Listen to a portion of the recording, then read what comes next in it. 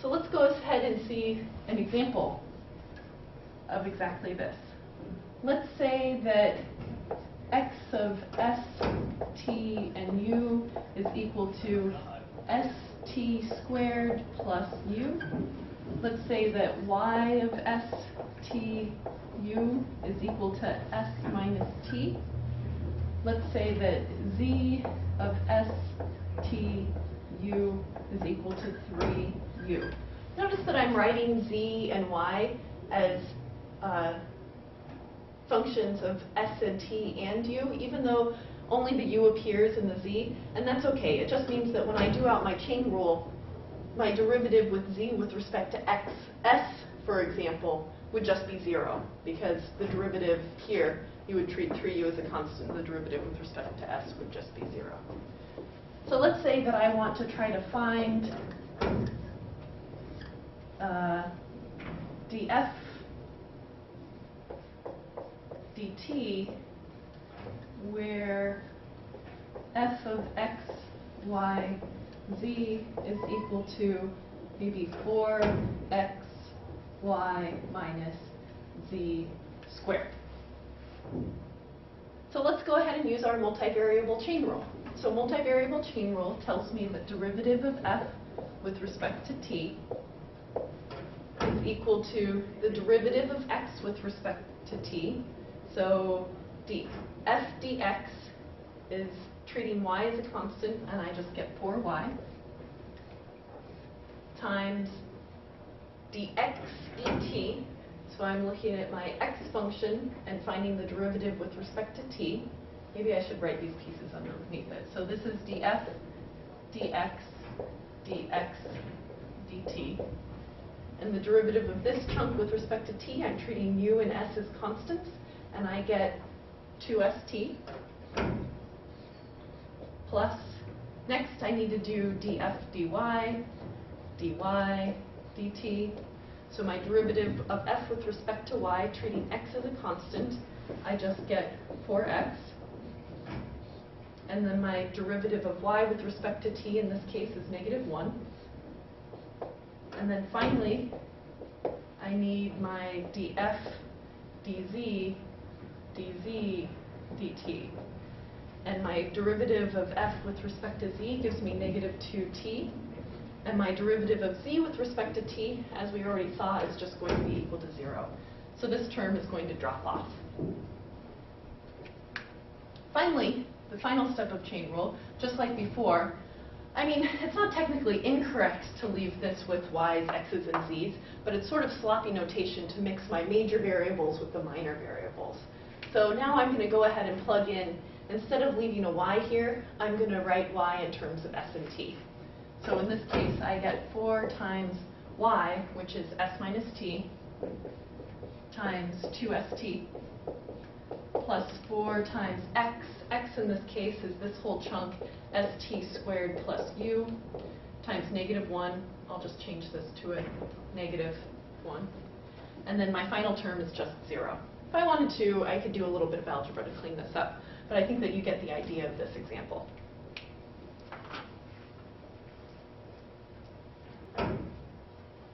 So next, we're going to apply chain rule in an example where we're using implicit differentiation to find the derivative of one variable with respect to another variable.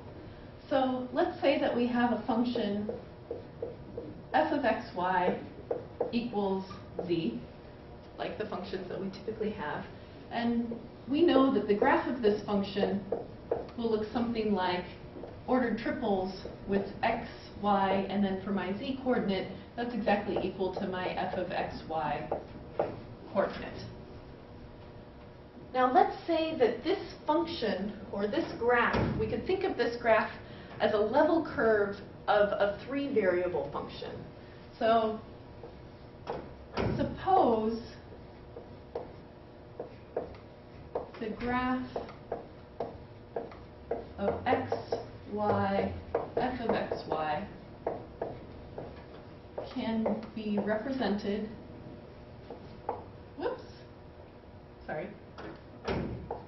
represented as a level curve of the form,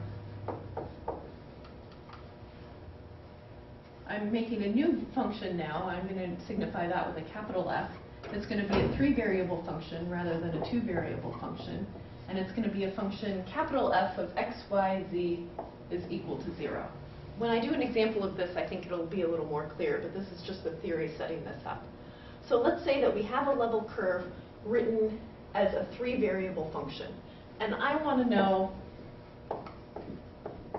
what is the derivative of z with respect to x in this function. So if I'm just looking at this function, I have both x and z as variables in this function, and I might want, I want to know what is the derivative of that z variable with respect to the x variable. And this is where we're going to do implicit differentiation. So to do implicit differentiation, I'm going to take the derivative of both sides of this function with respect to x. So the derivative of this side with respect to x, and the derivative of 0 with respect to x. Well, what do we get when we take the derivative of both sides with respect to x? I'm going to erase some of this writing to give myself a little more room. But we're going to need to use chain rule to take the derivative of both sides with respect to x. So the derivative of my 3-variable function df with respect to x is going to be equal to the derivative of 0 with respect to x, which we know the derivative of f with respect to x, well, that's going to be df dx dx dx. Maybe this is a silly thing you think for me to write, but really I'm thinking of x as both a major variable and a minor variable when I do this implicit differentiation.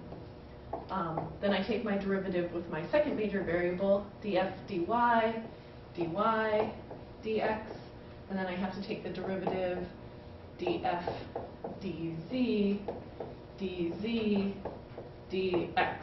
And that's going to be equal to the derivative of 0, which is just 0.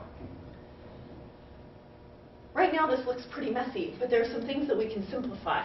So for example, my derivative of x with respect to itself is just going to be 1. How does x change as x changes? Well, it changes at exactly a 1-to-1 ratio.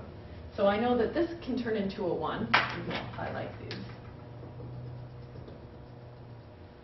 And dy dx, we know by the setup of this function that y actually isn't dependent upon x, that these are two independent variables, that as y changes it has no, as x changes it has no relationship on y. So this term is actually just equal to 0. And this term is equal to 1. And that simplifies this expression a lot. So that means that we end up with df dx is exactly equal to, plus df dz dz dx is exactly equal to 0. Well, this term, the dz dx term, is the term that we're looking to solve for. So I can algebraically move these pieces around, and I find that dz dx is actually equal to exactly negative df dx divided by df dz. Or if I didn't want to use this Leibniz notation, I could use the partial derivative notation that we've been using. This is the same thing as the negative of f sub x divided by f sub z. And this is a formula that I can have you write down and memorize. Or you can derive it. I'm not going to hold you responsible for this derivation. But this means that, similarly, if I had taken these partial derivatives with respect to y, dz dy, I know is going to be the negative of df dy divided by df dz. Or if I wanted to write it in partial notation, that'd be the negative of f of y divided by f of z. These are the two formulas that we're going to need to know to be able to do implicit differentiation. Hopefully that shows up on the camera. Let's see an example of this, because I think it becomes a little bit more clear with an example.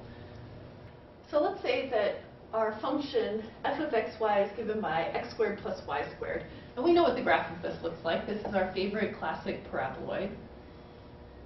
And if we wanted to rewrite this function as a level curve of a 3-variable function, the way that I'm thinking about doing that, we know that x squared plus y squared is equal to z. I can subtract z from both sides, and I get a new 3-variable function. F of x, y, and z would be equal to x squared plus y squared minus z equals 0. It's a level curve because I'm setting it equal to 0, and it's clearly equal to 0 because I subtracted z from that side. And I might want to ask myself, what is dz dx? The derivative of z with respect to x. So in this level curve, as z changes, or as x changes, sorry, how might that affect z? Well, I can use the formula that we just drove. We just decided that this expression is going to be the partial derivative of my f function with respect to x divided by the partial derivative of my f function with respect to z. And these are pretty straightforward to solve for. My partial derivative with respect to x is going to be given by 2x, so the numerator becomes negative 2x because of the negative sign. My partial derivative with respect to z in this case is just negative 1, and I end up with 2x. Well, what does that mean? What is this even talking about?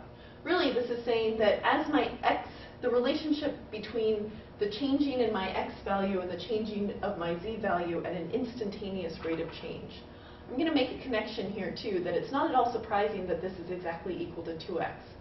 Because notice that if I go back to my original function here, my partial with respect to my original function with respect to x was also equal to 2x. And this is exactly the case because my z-coordinate is equal to my f of xy in this function. So this is a connection that, well, Carolyn, why did I want to go through all of that work? If really all that you're saying, this relationship, when my z is exactly equal to this function, then it means that all of this work, dz dx, for this function is going to be exactly equal to the partial derivative of this function with respect to x. And I say, well, because it's a nice example to illustrate this. But suppose that you weren't given your original little f function. You didn't know what the graph looked like. And suppose you were given some crazy, messy, ridiculous level curve function. So let's say that this was the sine of xz plus y to the z minus x equals 0. Let's say that this was the function that we were looking at as a level curve. At this point, I can't solve for z. Well, I don't want to solve for z to be able to find out what my little f function is to be able to take the derivative. But for a crazy function like this, if I want to know what the partial derivative of z with respect to x is, it's much easier to look at the partial of x divided by the partial of z, all negative. That's something that I am able to compute given this formulation of the function. That's it for today. Thanks so much.